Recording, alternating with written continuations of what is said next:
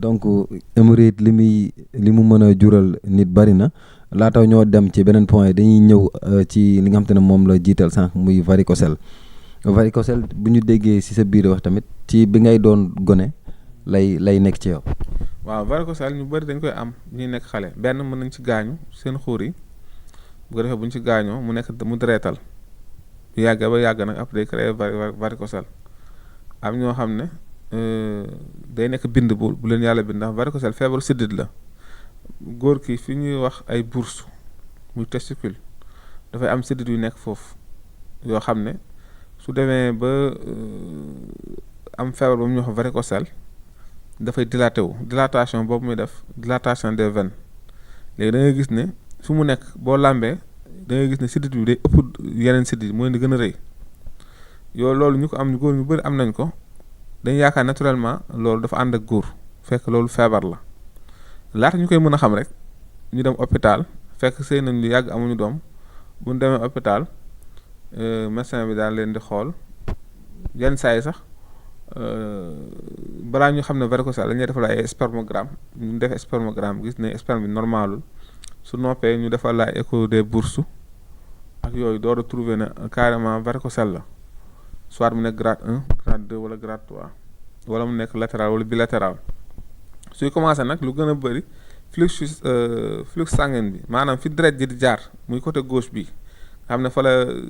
kii nekk këru nit ki nga xam ne pression artérielle fa la ëppee souvent varicocèle bi foofu lañ njëkk a jàpp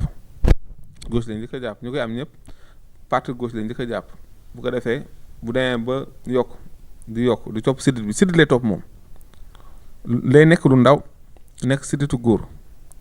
waaye nag heure bu xëyee day gën a yokk deret di topp siddit bi di gën a yokk di gën a yokk di gën a yokk di gën a yokk di gën a yokk ba wër su wëree nañ ko bilatéral léegi bu nekkee bilatéral ñaar yëpp lay jàpp bu nekkee bilatéral ñaar yëpp lay jàpp bu ko defee day ànd ak tàngoor tàng bi muy tàng danay tax lépp lu nekk sperme nekk côté boobu daf koy lakk bu defee sperme bi balaa ñoo génn dañuy abîmer dañuy sonn dañuy faible bu ko defee au lieu ñu durer 72 heures pour mën a féconder dañuy dee balaa 72 heures yi yenn yi daf leen jàpp nekk ay malformation yi seen bopp yi dagg yi seen genn yi dagg fekk varicocèle moo koy def souvent ku am sa jabar heure su réglam du normal day jël ay une semaine parfois sax mu dem ba 2 semaines ba moom mu jàpp ne ëmb na ndax ay weenam dafay sadd fekk ëmbul dem bay jafte fekk ëmbul léegi bu ñu xoolee sax dañuy gis ne ëmb bi mu ëmb ngelaw la dañuy ëff clair nen boo xam ne nii dara newul ci biir ndax jigéen bu tollee ci fécondation nen il faut mu jàpp dara yaa ngi di wax bi moo tax varicocèle am na sax ñoo xam ne bu leen ko amee seen ëmb yi ñuy ëmb du toog place am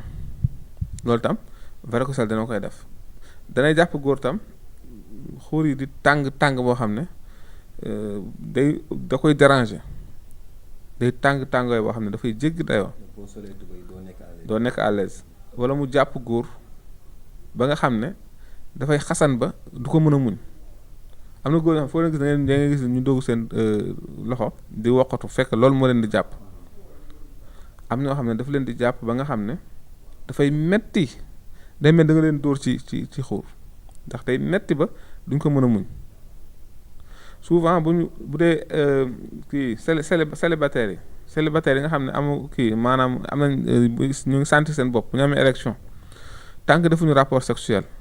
wala ñu masturbé wu duñu am jàmm def heure bu ñu amee érection rek day metti seen xuur